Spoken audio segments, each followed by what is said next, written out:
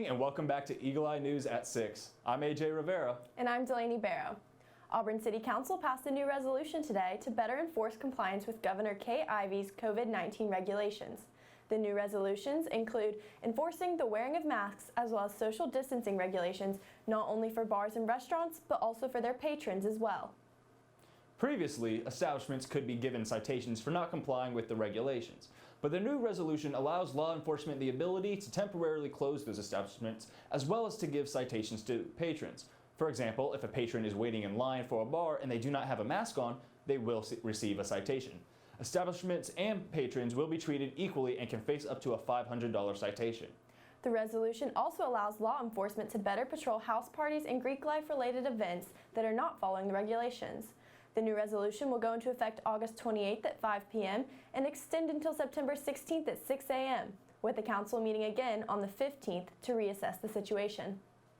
In order to maintain transparency, Auburn University has released campus-specific COVID-19 data to keep students, faculty, and guests informed. In the week of August 15th to August 25th, a total of 207 new cases were reported. Included in those tested positive were 202 students and 5 employees. This brings the cumulative total to 545 positive cases since March 16th. Since the global outbreak of COVID-19, Auburn University has been monitoring the pandemic and taking the necessary actions to curb the rate of infection while maintaining central services to support education and critical research. In addition to free testing for incoming and returning students, Auburn has implemented a Healthier You. The program addresses the concerns raised by COVID-19 and takes the precautions to ensure the health and safety of students. This includes several changes to on-campus operations and the academic calendar. The academic year has been shortened from 72 to 71 class days. Fall break and the first 2 days of Thanksgiving break will be replaced with class days, with instruction concluding before Thanksgiving. Final exams will be remotely administered from Wednesday, December 2nd until Tuesday, December 8th. For the fall semester, Auburn will employ 4 general instructional methods.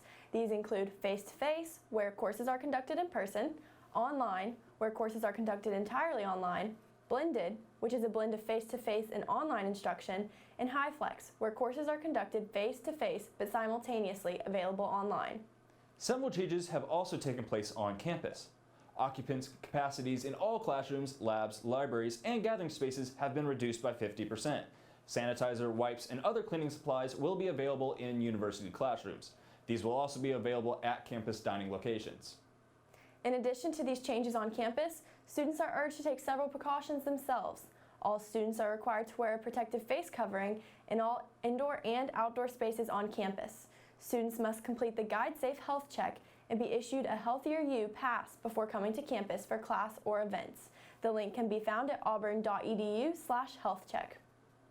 To learn more about the challenges facing Auburn University during the COVID-19 pandemic, Eagle Eye's AJ Rivera sat down with Dr. Cam, the medical director here at the university. It's always a concern. I mean, again, this is a contagious virus. It has a fatality rate above the flu. At the end of the day, AJ, it doesn't matter. It's going to all depend on people's personal level of responsibility and accountability. If students are concerned about having to shut down in-person classes and switch to online, then they really need to do their part and not go to bars and do the things that limit the spread of this virus. It's a really simple mission that this virus has, where regardless of where in the world or what the situation is, that's the virus's sole purpose. It's to infect someone who's infected, because then that allows it to propagate. Now, if you were to get it, or I were to get infected tomorrow, and if I did what I was supposed to do and isolate for at least 10 to 14 days, then the infectivity of that virus stops with me. But if I were to potentially get infected, don't do what I'm supposed to do, not wear masks, not socially distance, and I were to go out into venues that allows for other humans who are uninfected to then become hosts, then yes, I propagate the spread of the virus. If we have too much of a viral spread and outbreak that results in East Alabama Medical Center getting a significant number of admissions because of viral spread, then we will have to do what we must do, to mitigate the spread of the virus and decrease the overwhelming of the healthcare facilities and possibly unnecessary deaths. To watch the full interview, visit Eagle Eye TV's YouTube page. Coming up, more information on Auburn's academic changes, plus a look into the future of Auburn sports. You're watching Eagle Eye TV, Auburn's news leader.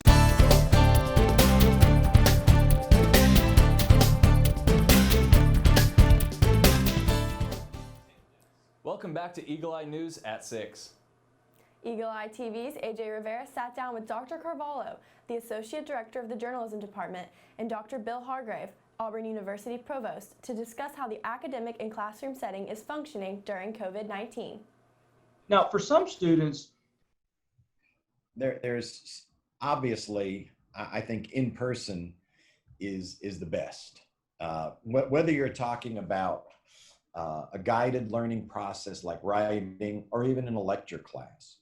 On a college campus, you take out the coronavirus, look at a year ago, there is something about the energy and the atmosphere of the students being all together that I think does create a much better atmosphere for learning and for growth in every area.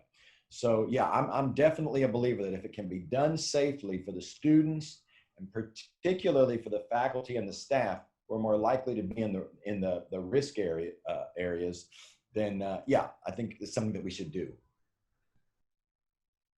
now for some students, they will learn better really sitting alone, concentrating, maybe even having where they could go back and watch the video again, and that's great. But for many others, they learn better when they're surrounded by people. So we're trying to accommodate all those different learning styles. We want to keep this campus open. We want to have a normal semester. And to the question you asked earlier, I'd love it. I'd love nothing more than to actually have to remove all these protocols and go back to normal operations and full in person. But we've got some work to do to get there. But we want to maintain that campus. We want to keep it open. We want to keep you students here all semester long. Due to the circumstances of COVID-19, the future of Auburn sports has been uncertain. However, today the SEC set new start dates and formats for its fall sports. The 2020 SEC soccer season will consist of an 8-match conference-only regular season over 8 weeks of competition starting on September 18th. After which, all 14 schools will compete in the SEC Championship located in Orange Beach, Alabama. The 2020 SEC volleyball season will comprise of an 8-match conference-exclusive schedule over 6 weeks starting October 16th. SEC golf and tennis teams will be limiting events involving SEC members as well as non-conference teams from the same geographic region. The SEC announced in July that student athletes who decide not to participate in athletics during the fall 2020 academic semester due to health and safety concerns will continue to have their scholarships honored by the university. That's all we have for you tonight. Be sure to check out our website and follow us on social media for all the latest Auburn headlines. I'm Delaney Barrow. And I'm AJ Rivera. Thanks for watching, and War Eagle.